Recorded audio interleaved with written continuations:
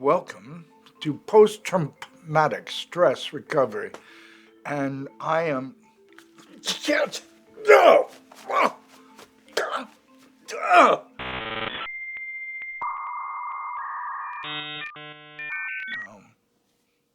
Lent.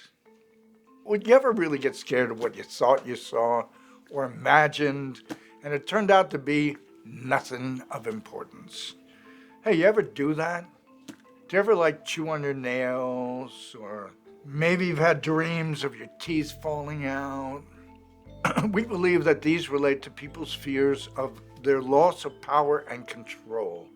That fear can come from an external threat or an internal threat, whatever we believe to be dangerous. About 2,000 years ago, the Stoic philosopher Seneca gave us this quote: "We suffer more in imagination than reality." Seneca, a Roman philosopher and statesman and orator and tragedian, is most notably known for his influential contributions to Stoicism, particularly his writings on practical ethics and living a virtuous life. We can believe that others' rejection, shaming, and blaming to be dangerous. We can believe that certain animals are dangerous, that fires and earthquakes and floods and tornadoes are dangerous. We can also believe that certain emotions and thoughts are dangerous. It could be love, compassion, anger, sexuality, fear, sadness, and so forth. But why do we suffer more in imagination than reality? Because we're hardwired to be vigilant to threats.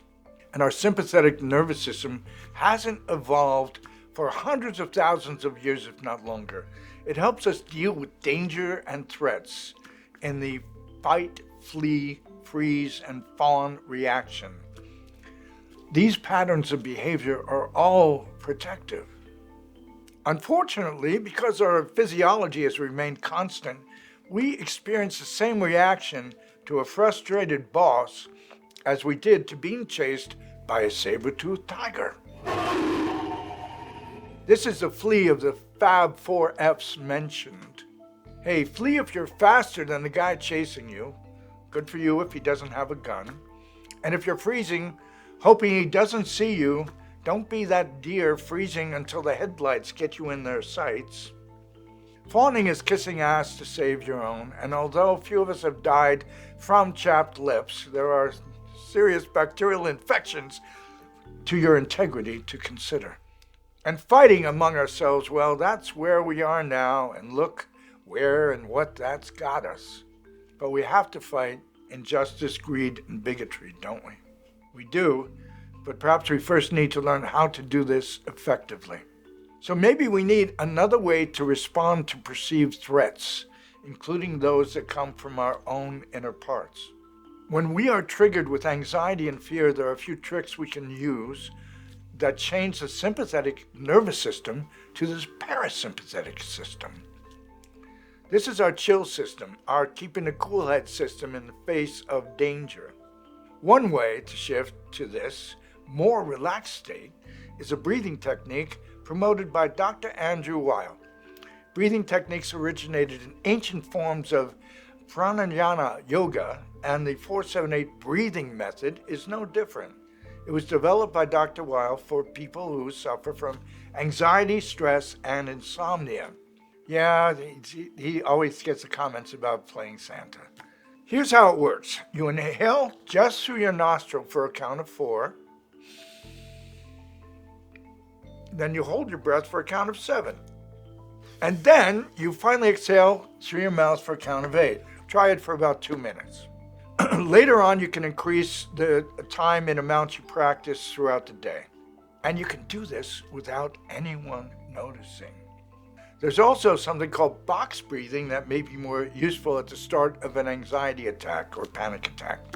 It's 4x4. So you find a comfortable position, sit or lay down in a quiet environment where you can focus on your breath. Then you inhale slowly through your nose to a count of 4. Hold your breath for a count of 4. Exhale for a count of 4. Hold your breath again for a count of 4. That's it. That's box breathing. So 4x4x4 by 4. So you repeat the cycle for minutes, several minutes, or until you feel calmer. And it works. It's so simple, and it really, really works. And we need to make fear and anxiety our allies. The best way to do that is to treat them with understanding and compassion, the same way you'd tame or domesticate most wild animals. Come on, here, kitty, kitty. Now listen, fear is a response to a clear and present danger. It's a feeling that prepares us to deal with an external threat or menace. Fear deals with what we sense outside and around us.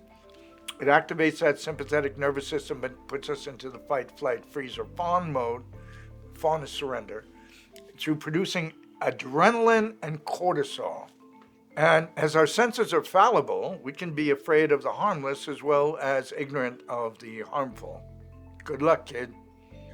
So anxiety is a response to uncertain or future threats. It's activated by perceived threats of potential loss or injury or harm or social rejection and shame.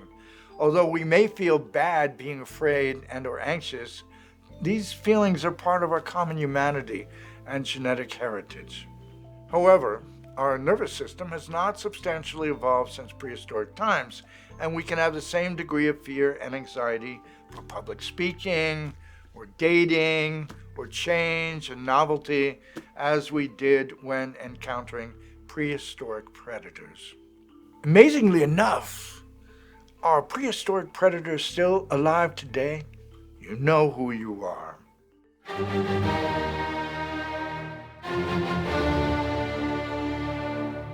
Now, we need to accept fear and anxiety as energy that needs to be concentrated into action. Both fear and anxiety are transitory states. They set us up to make a transition from one kind of behavior to another. They signal us to act, to shift gears. We can be stuck in our fear if we are unwilling to accept fear as human and use it to gather information and act regarding the external threat or danger. Fear can be your ally. Don't make it the enemy. You know, like Canada, Europe, and those poor penguins that have been terrified. See, we can become stuck in our anxiety if we are likewise unable to accept our own internal beliefs and desires and differentiate our imagination from reality. When we feel afraid or anxious, our breathing gets restricted. 4-7-8 and 4x4 breathing exercises can help. So after responding to our own reactions, we can then direct our awareness with extreme caution, alertness, and discretion in our exploration of the external events. This takes whatever time is required to fully assess the threat.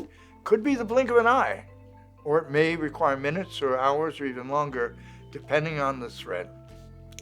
Going off half-cocked comes from an old firearms code that had a half-cocked position for safety. Firing from that position would be accidental or ineffective. The opposite extreme would be analysis paralysis, where you overthink and you miss the boat.